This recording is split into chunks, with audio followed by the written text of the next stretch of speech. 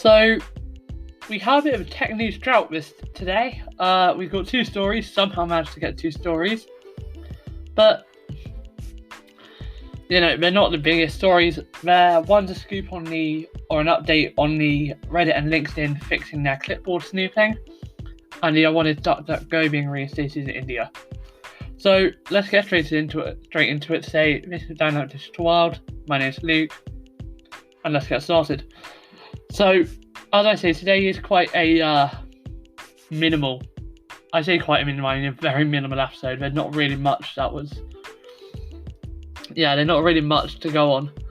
But in India, DuckDuckGo has been unreachable for many users since July 1st. And reports to do with this have varied. Some users say the Indian government is behind the block. Others say they are getting what appears to be DNS lookup errors. Those are both according to Android police. Now, in DuckDuckGo has since tweeted that as of Saturday morning, the service has been restored in India. On June 29th, India's Ministry of Electronics and Information Technology banned more than 50 China-based apps, including TikTok and WeChat, saying they were engaging in activities prejudicial to sovereignty and integrity of India.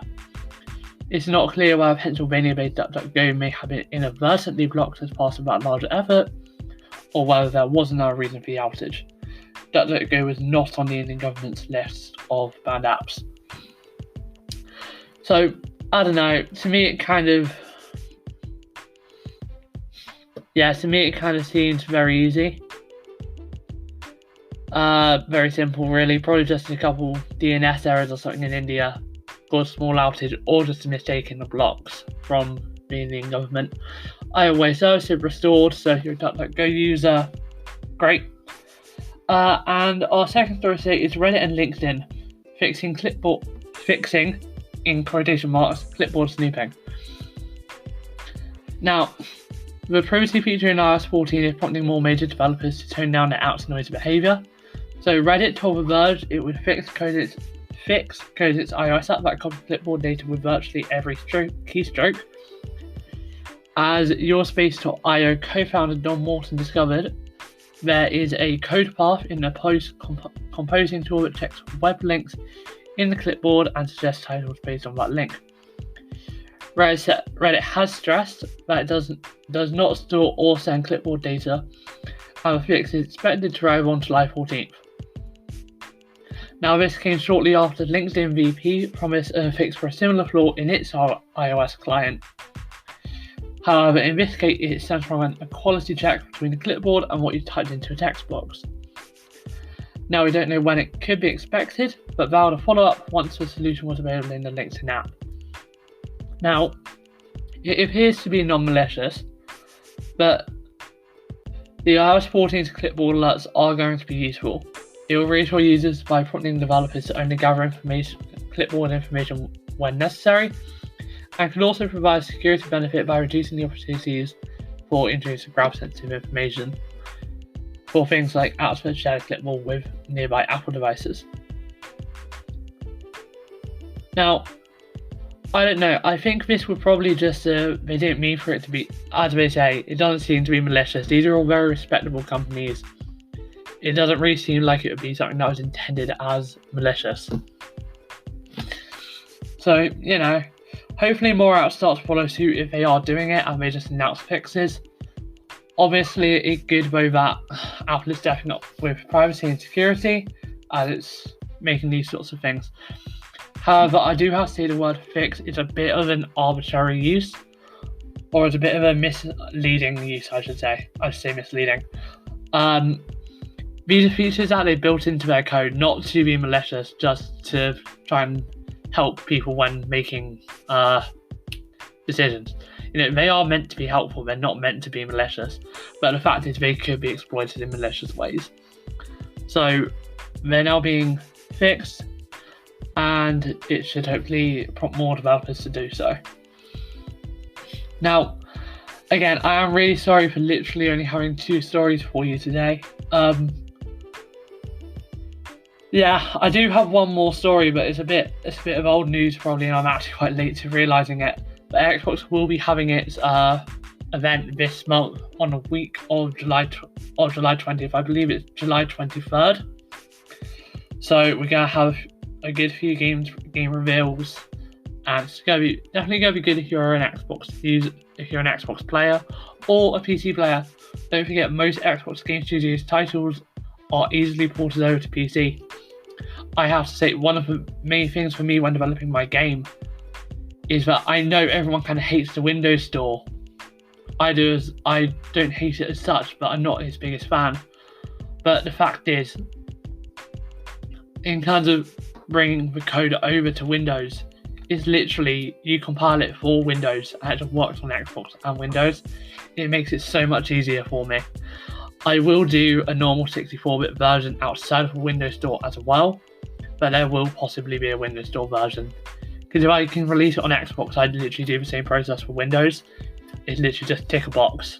So I'm kind of in a stage of why not release it, not why would I release it on there.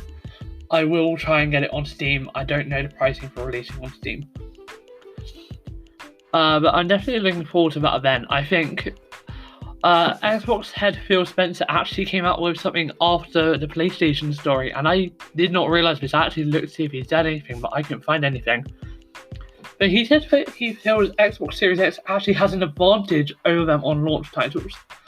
Now, as I say, we don't really know much about first-party exclusives for Xbox. They've not come out with any major announcements.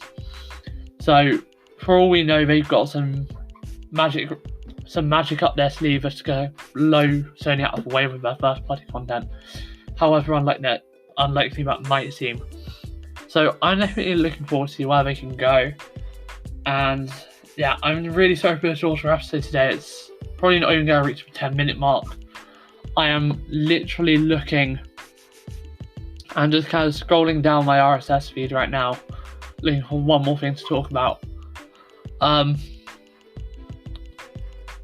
Okay, you know what? This is from 4 hours ago. It's a bit of gaming news, but right now I really wouldn't mind something. So, there's Madden NFL 21 devs have commented as the Fix Madden franchise trends. Hashtag Fix Madden franchise trend begins. Now, on this social media campaign, eSports has commented, and they said that they're making some additions and improvements to the upcoming American Football Simulations franchise and Face of the franchise mode. Now, they're going to be minimal.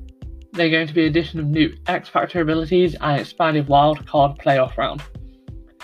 It's more like patch notes rather than the release of a brand new game, and developers feel that the publisher has been prioritizing Madden Ultimate Team over other key areas of the title. The card collecting mode is a much bigger money spinner for the firm, so it makes sense. However, executive producer Sean Grady recorded a voice message addressing the concerns, noting that the company is apparently listening to feedback and will share more information on its plans for the franchise moving forwards. It's a hollow statement, but it's an admission that the company has heard concerns. Now, whether they act on feedback is what remains to be seen. The franchise has remained relatively static for much of the generation. So if the publisher makes a concerted effort to improve this part of release, then it would definitely be good to see. Now, I don't know, as I say, I'm literally grasping at straws here. I don't play Madden NFL, but if you play Madden, then you might find this interesting. Yeah. It's quite, again, as I say, it's quite a, it's a very minimal story day today. I have literally been scrolling through my feed for the last 10 minutes, hoping, against all hope, that something more interesting will come up. It just seems to be one of those days. So, you know. But you know what? There was still something to get an episode out of. Tomorrow's a weekly roundup, so Ali don't have to worry about news stories then. And also tomorrow, all of the episodes from the last week, since the last episode that was released on YouTube will be being released. I'm going to get those being encoded today and then released. I'll see what I can do for publishing, but for publishing just as they're encoded, but I'm not sure how that works. So I'm going to see what I can do, but because if I can publish them as they're being encoded, then it kind of takes out a middle step and they can be released more gradually. But anyway, that's kind of it for today's episode. Sorry it's a really short one. I will hopefully have a bit of a longer episode for you tomorrow. My name is Luke, and I'll see you in tomorrow's episode.